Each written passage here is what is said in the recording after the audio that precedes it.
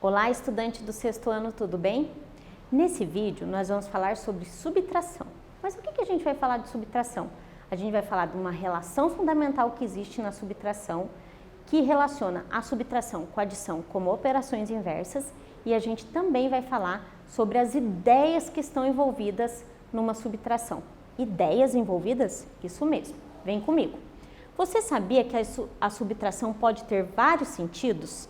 E que isso depende do enunciado do problema? Será, professora? Sim, ideia de tirar, ideia de comparar e ideia de completar. Como a ideia de tirar? Bom, a ideia de tirar é se eu tenho uma quantidade, por exemplo, uma quantidade de peças que foram produzidas e algumas foram produzidas com defeito. E eu quero saber as que não estão com defeito. Então eu tenho a quantidade total e vou tirar uma parte dessa quantidade para eu descobrir a outra.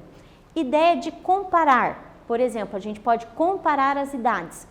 Quanto seu irmão tem a mais que você? Ou quanto seu irmão tem a menos que você?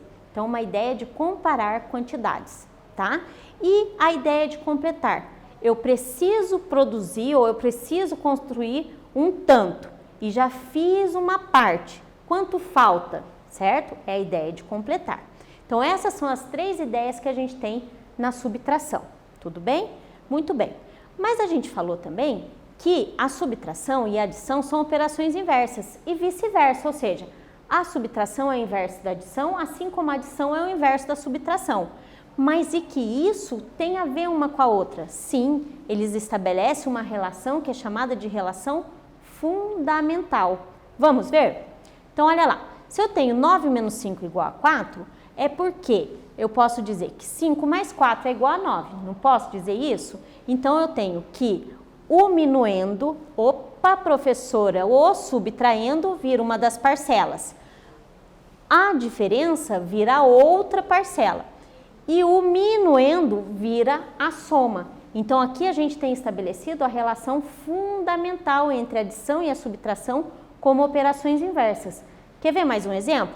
Olha aqui, se eu falo para vocês que eu tenho 20 e quero alcançar o 35, então não é só eu fazer mais 15, 20 mais 15, 35? Mas e se eu estou no 35 e quero voltar para o 20? Então vou fazer menos 15. Então para ir eu fiz mais 15, para voltar eu fiz menos 15. Operações inversas. Tudo bem? Guardaram isso? Muito bem.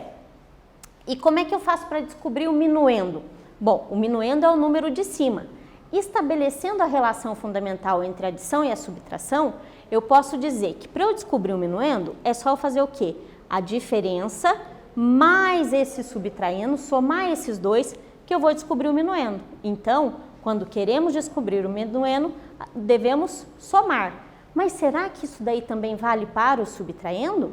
Será? Vamos ver? Se eu somar o minuendo com a diferença aqui, o que vai dar? Vai dar 16 mil, vai dar um número maior. Como dá um número maior, o que acontece? Eu não consigo fazer essa subtração. Então, para o subtraindo, quando queremos descobri-lo, a gente deve subtrair. Subtrair quem? O minuendo da diferença para eu encontrar o subtraindo, ok? Mas e aí? Também não podemos esquecer do que numa subtração? Como a gente falou do subtraindo, eu não consigo tirar um valor maior de um menor. Então, por exemplo, aqui, 4 menos 9, eu não consigo fazer isso. Consigo? Não consigo. Então, o que eu preciso fazer? Estabelecer uma relação de equivalência. Entre quem? Entre a ordem que está depois. Então, eu sei que uma centena equivale a 10 dezenas. Então, eu emprestando aqui uma centena, vira 10 dezenas com o 4 que já tinha, ficou um número maior. Aí sim eu consigo fazer o 14 menos 9, certo? Então, nesse vídeo nós falamos sobre subtração, a relação fundamental entre a adição e a subtração como operações inversas.